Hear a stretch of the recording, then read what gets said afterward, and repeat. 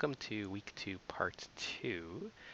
We're going to run through the exercises that are in the lecture slides and the discussion we talked about earlier, but I'm not going to do all of them, and I'm going to combine them into one big project this time around. So what we'll do is we'll first of all create a console application. So let's say console app there. I'm going to call this W2P2 exercises and give it a home and make sure check solutions checked off. I'm using framework 472 and we're creating a new project, which is over here. Go.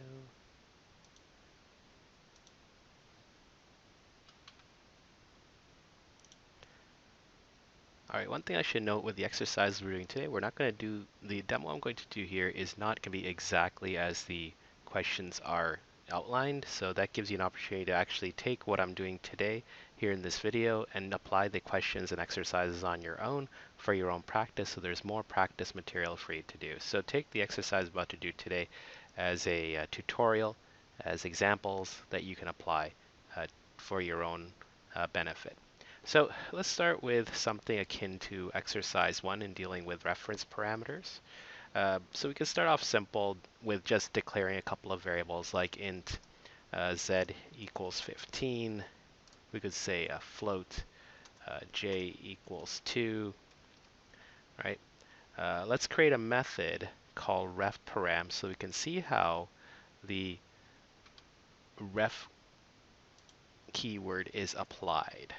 So I'm going to create a method down here. This be like private static because we're going to keep it local to main. So we have to use a static just like in Java. We'll say int. I'm going to call it refparams. And I'm going to pass in an int. Just say like XYZ for lack of creativity there. And just put the word ref in because we want to reference as opposed to passing by value. So whatever the memory location is gets passed in here. And we'll just say like XYZ plus plus and just return XYZ. All right. So the way you would use it, let's just say the way we want to use it would be Z is equal to refparams. And we'll just say Z, but the problem is with just saying Z is that, and you see that there's a little error there, we have to use the word ref here as well. So we use the word ref as a part of the argument passing in the method, and we're also using ref when we are calling the method and providing the name of the argument there. So let's just see an example. Let's see how it looks like when you print it out. So we'll say console.writeLine. We'll say the value is now. Now, now one thing we haven't talked about to date, well, we have talked a little bit about it, was we want to have arguments passed in. We were using the plus, right? We would have said plus z plus j. I'm going to show you something a little bit different. We're going to use curly braces. We're going to embed variables inside our double quotes using curly braces. So the way it works is that you'll say like curly 0, we'll say and then curly 1. And what this does is it's kind of similar to a printf in a way, because all we do now is say comma and then provide our two arguments. So I'll just say z and let's print out j to see what's going on there. Let's not forget our console.read key so that we don't see the output disappear on us. And let's just see what happens when we run this.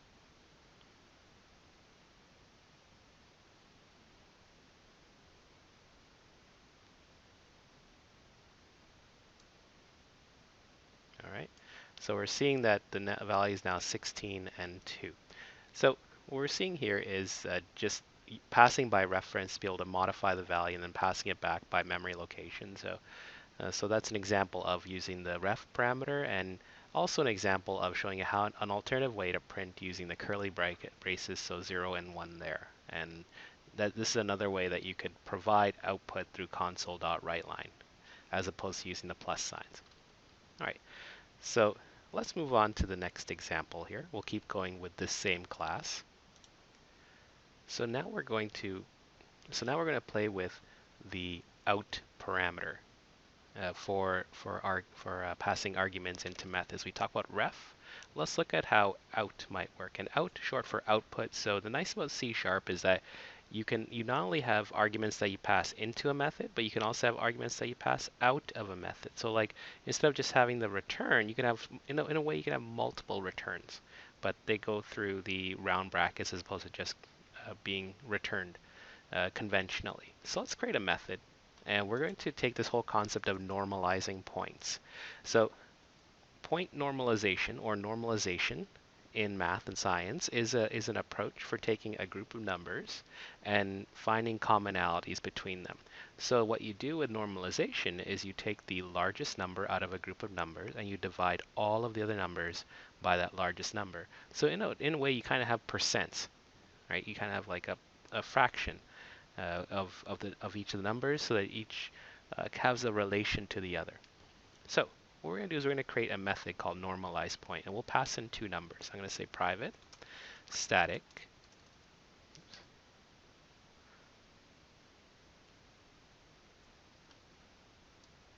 sometimes autocomplete isn't your best friend. Private static, we'll say bool normalize point. Now we'll pass in int x, int y, and now we want to pass in out for both of these. So we'll say out double x out and out double y out.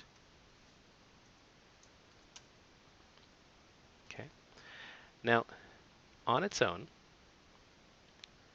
the interesting thing about the error that you're going to get, other than typically when you know that when you get an error, it's because you haven't returned anything.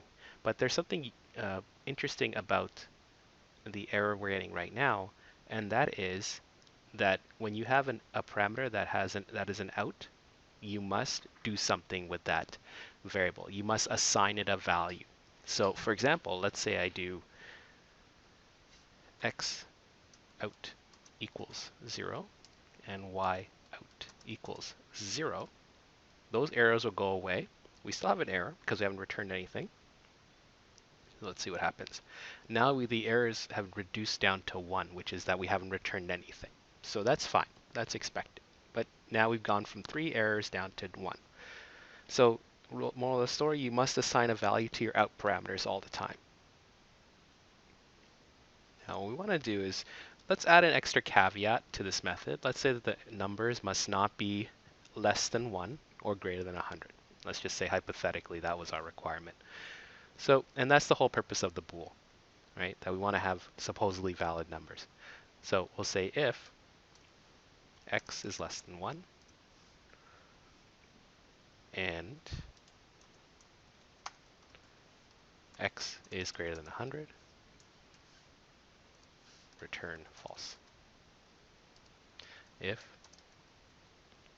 y is less than 1 and y is greater than 100, return false, right? So just hypothetically.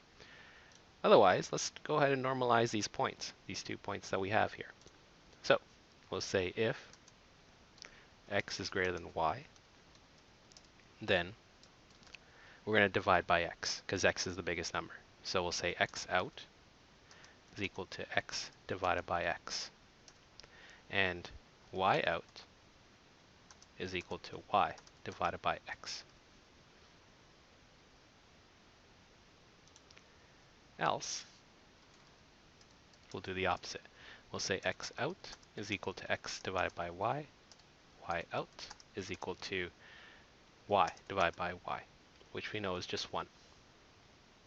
And then we can say return true, that hey, we got some good numbers. So now there is something we are not doing right in this method. I'm going to come back to that because I want to show you the output before we continue on. So there is something we have to come back and do in this if block that's missing. So just a little bit of a hint or foreshadowing there for you to see. So now let's use this method. So let's move back to main and continue on. Let's declare a couple of variables, just hypothetical variables. We'll say int x equals 55. We'll say int y equals 64. We'll say double new x, double new y. Now let's run normalize point. So we might say if normalize point, and there you can see our arguments will pass in x, y, new x, new y.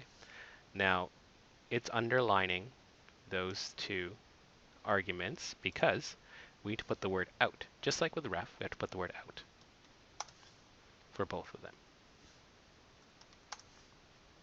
And we want to make sure it equals true. Otherwise, we won't bother printing out the new numbers. So now let's do a console writeline for these new values. So we'll say console.writeline for, we'll say the normalized point is, and then we'll do curly 0 and curly 1. And so outside of those quotes, we'll say new x and new y. All right. Now let's see what happens when we run this.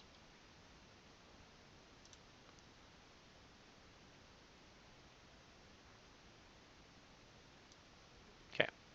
So the first line is related to the ref params exercise. We can ignore that. The second line now is related to what we just did right now, which is the normalized point is 0 and 1. But that's not entirely correct because 55 and 64, we know one of them is going to be 1, but the other one should not be 0. So that tells us that we are dividing, but we're losing the numbers on the other side of the decimal space. So we need to fix that. So let's look back at our if block, and we need to, when we do our division, we should cast this, we should need to convert at least one of these numbers to a double. See, x out is a double, y out's a double, but x and y are ints, so we're dividing int by int. We're losing decimal spaces because before being saved. So trick is to just cast one of these to a double. So we'll cast this one to a double, cast this one to a double. Same with the y's, cast this to a double, cast this to a double. Now if we run it again, much better. 0.859375. So that makes more sense. And the other one is 1. So we normalize the numbers to be a value, like sort of a percentage of the larger of the two numbers. So that's what point normalization is. So now let's move on to the next example or exercise.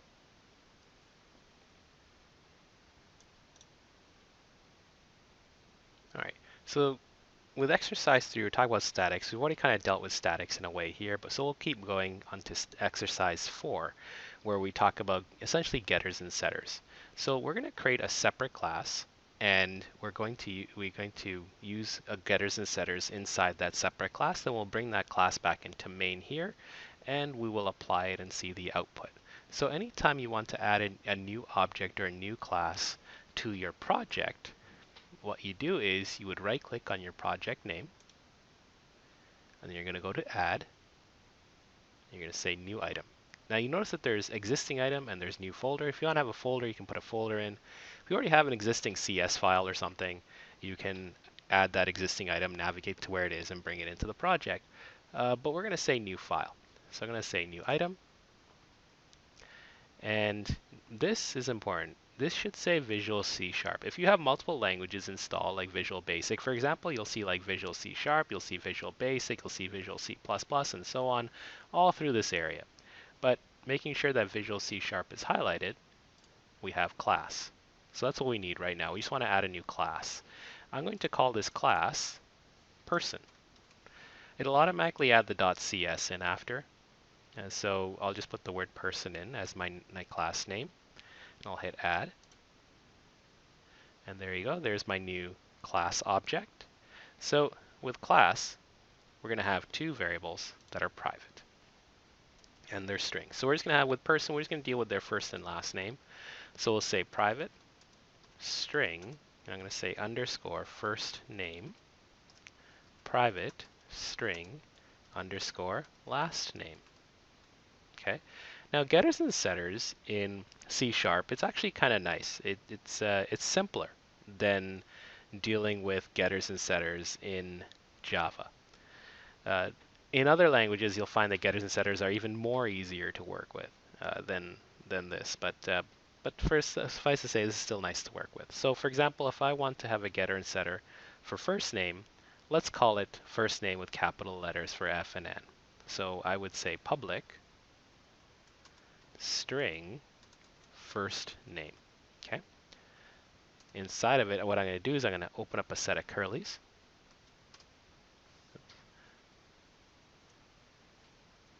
And I want to define my get and my set. So there's keywords get and set. So I'll start with the getter. I'm going to say get, open up a curly, and say return underscore first name.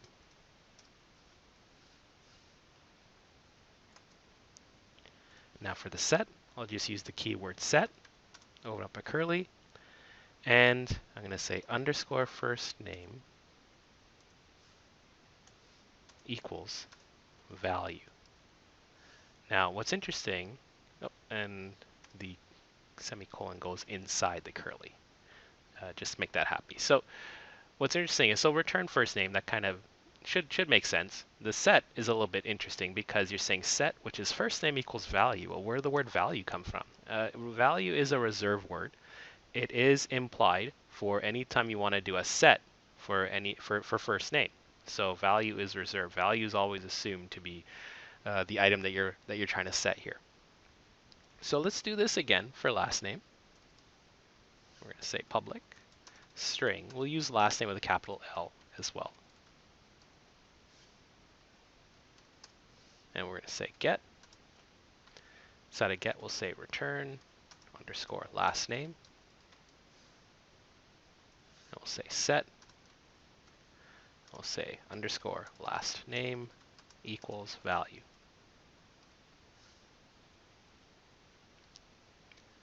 All right, so we got first and last name there. Now, let's create one more for, we'll call it full name. So okay, one more getter and setter, but we're not doing a setter for this. We're going to show how to do something that's read-only. All right, so we'll say public string, call it full name. All right, now suppose you want to have like a variable that was read-only. You just do the get and you omit the set. So I'll say get, and I'll say return this dot first name, let's say plus, and you know what, let's put like a space there between so that we don't have first and last name joined together as one big word, and then we'll say this dot last name. All right, now you notice I'm doing a get but not a set, which means that this variable will only be allowed to be read from. You cannot set full name directly.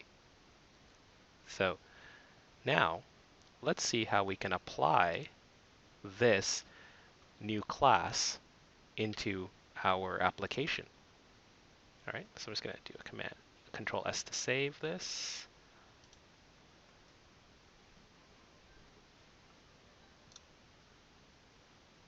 All right, and let's switch to program.cs. So you can see now we have two files. We have person.cs, we have program.cs. I'm going to switch back to program.cs. I'm going to continue on after the normalized point. And we'll say person,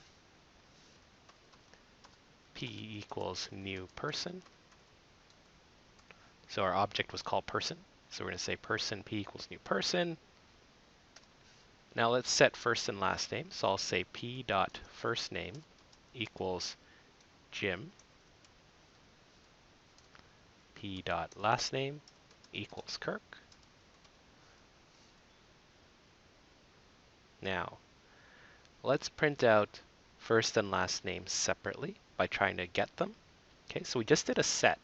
So Jim and Kirk become a value. So value that we saw in the set for first and last name, that's what Jim and Kirk will represent when the set is called. Now let's print this out to the screen. We'll say console.writeLine.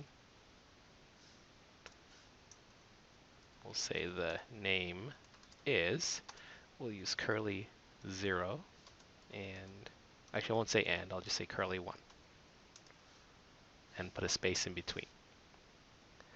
And we'll say comma p dot first name, comma p dot last name. You notice that there's no underscore first name and underscore last name because those are privates. So last name and first name are public, so that's why they're accessible to us. Now for comparison's sake, let's do a console.writeLine, and we'll say full name is, and curly 0. We'll say comma p dot full name. Now let's see what they both look like when we run both lines of code. So let's hit start.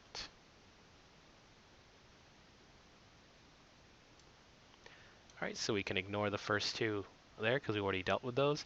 We have the name is Jim Kirk, full name is Jim Kirk, and you can notice the comparison because we're pulling first and last name separately for the first line and full name for the last line.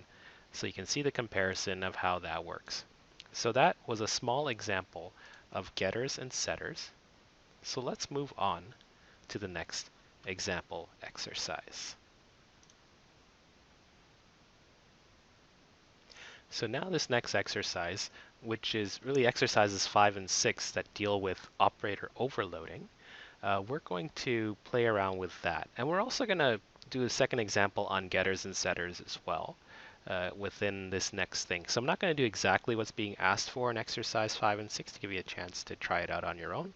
I'm going to apply another example. So the whole concept in math about real and imaginary numbers, we're going to apply something like that here so we can add two complex numbers consisting of the real and imaginary together. So, and we'll do that in a simplified way so that we're overloading the plus sign to do the addition and overloading the minus sign to overload the subtraction. So first let's create a new class. So I'm going to right click and say add new item, another class. I'm going to call it complex.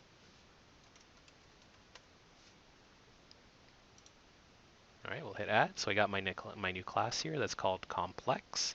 And I'm going to have two variables called real and imaginary. So I'll keep them as ints. So we'll say private int real,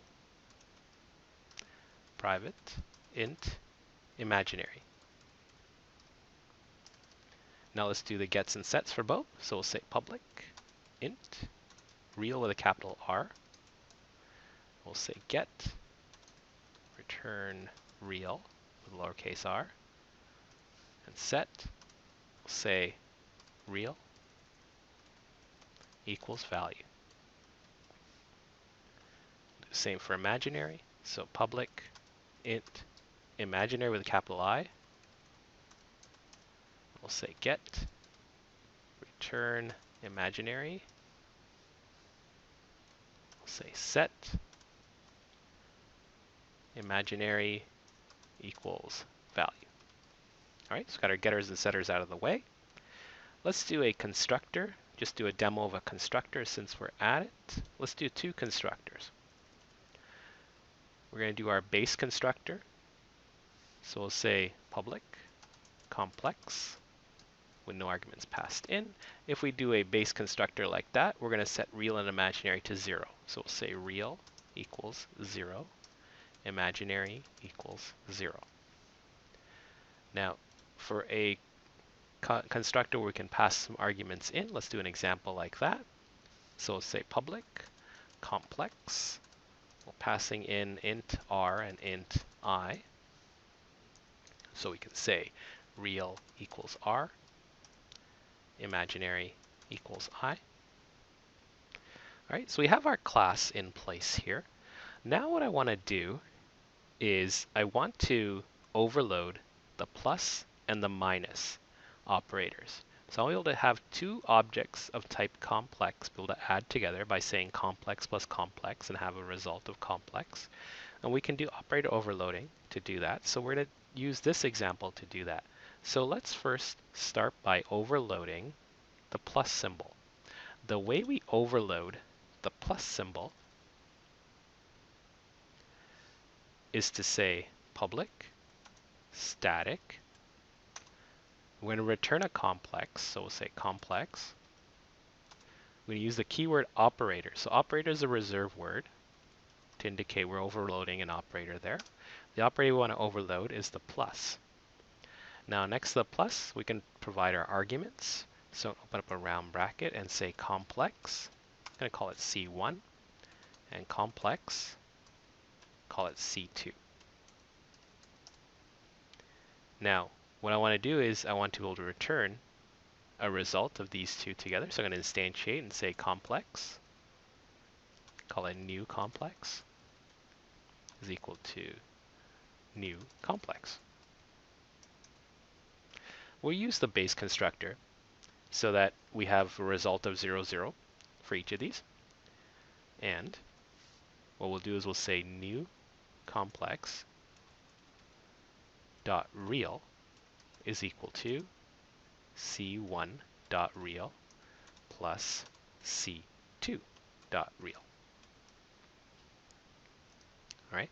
We'll add the imaginaries together. So we'll say new complex dot imaginary is equal to C1 dot imaginary plus C2 dot imaginary. So we're playing with, we're adding the reals together and we're adding the imaginaries together.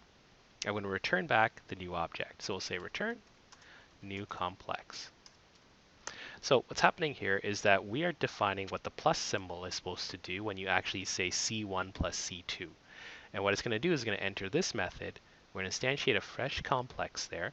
We're going to say real plus real for the C1 and C2, and say imaginary plus imaginary for the C1 and 2 there, and then return the object back. Let's take this application, let's do this to the minus sign before we actually apply this in a real example.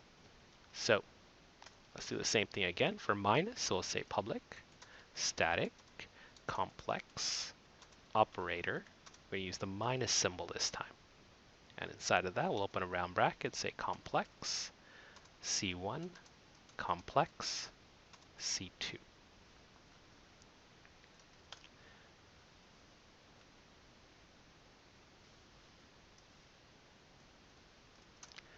All right, so we'll instantiate a fresh complex object. So we'll say complex, call it new complex equals new complex. And we'll say new complex dot real is equal to C1 dot real minus C2 dot real.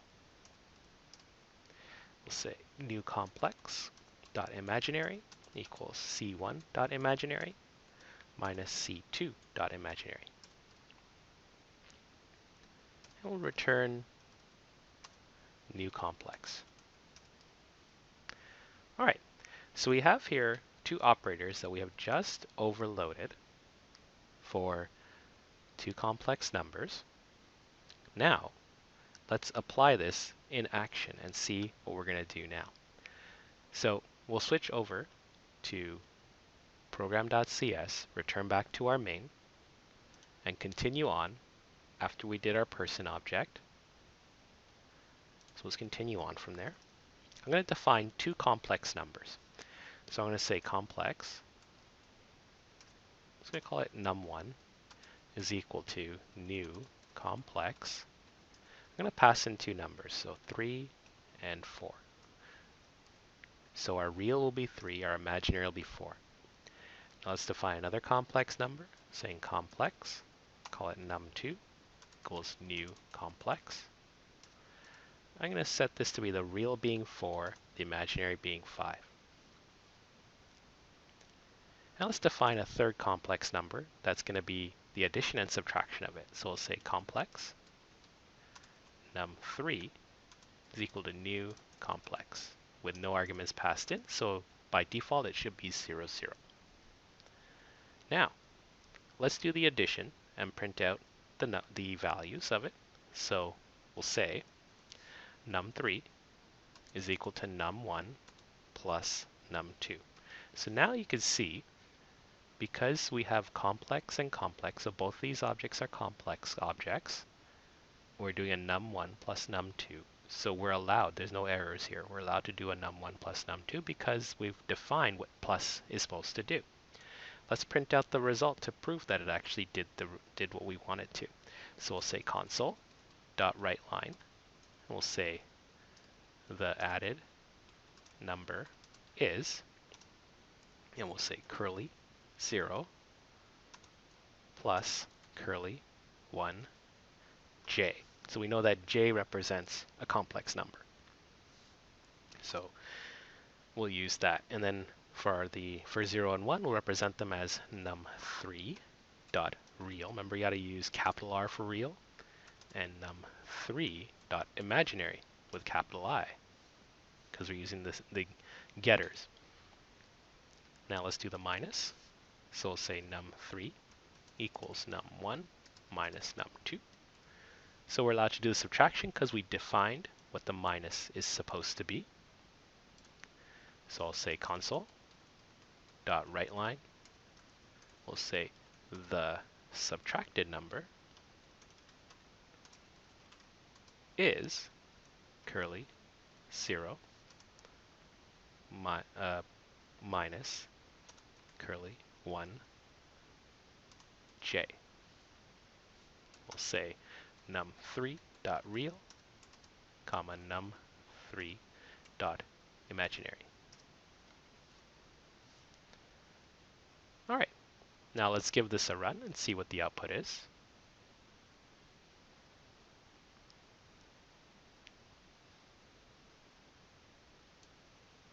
All right, so you can see the added number is 7 plus 9j. Subtracted number is minus 1 minus 1j. So you can see that the addition and subtraction of the complex numbers worked perfectly fine. In fact, just to correct myself, that should actually be a plus minus 1j. So to be completely correct here, this should have been a plus as well. All right, and that is an example of how to overload your operators and be able to do addition, subtraction, or something unconventional, but with objects. And this wraps up our exercises for week 2, part 2. So you have enough to actually attempt the actual exercises that are outlined in the slides there, so that you can get extra practice. And now after that, you can move on to week 3 material, or week 3, part 1, we're going to get into arrays and collections and learn how to play around with arrays and collections in C#.